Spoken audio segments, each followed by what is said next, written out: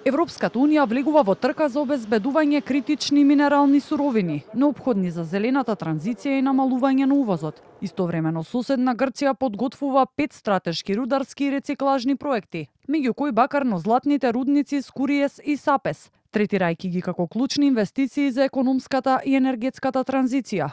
Во Македонија пак, едно од најголемите инвестиции во оваа област рудникот за бакар и ловица, со години е заглавен во административни и судски постапки. Иако според досегашните истражувања, има потенцијал за производство од над 10.000 тони бакар годишно во следните 2 децении. Деканот на Факултетот за природни и технички науки Ѓорѓе Димов вели дека Македонија и Северна Грција припаѓаат на ист металогенски појас и располагаат со слични бакарно-златни лежишта, што според него представува значителен развоен потенцијал за земјава. Не гледам зошто не би можело ние да го следиме тој пример. Значи, ако отидете да видите Скуриев, веќе 2 години се спрема таа нова технологија. Таа нова технологија овозможува многу мала емисија на практично нула емисија на загадување, ако можеме така да кажеме. Значи, сите патишта на емисиите се следат, има постојан мониторинг. Тоа се технологии кои што се применуваат успешно секаде во светот.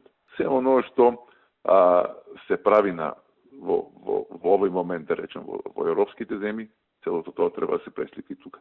Според Димов, денешното рударство се разликува од некогашното, по примената на современи технологии и строгите европски стандарди за заштита на животната средина. Тој смета дека јавниот страв најмногу произлегува од лошите искуства со старите рударски практики, а додава дека Македонија располага со стручни кадри способни да ги применуваат современите решенија. За да се надмине овој страв, да се добие довербата, посебно во локалните заедници, каде што треба да се проведат тие проекти, мора да се уведат луѓето дека ќе се инсталираат најнови технологии. Имаме искуство и знаење и тие како инвеститори, и ние како да речем истражувачи, проектанти, имаме домашни капацитети да тоа го изработиме сами.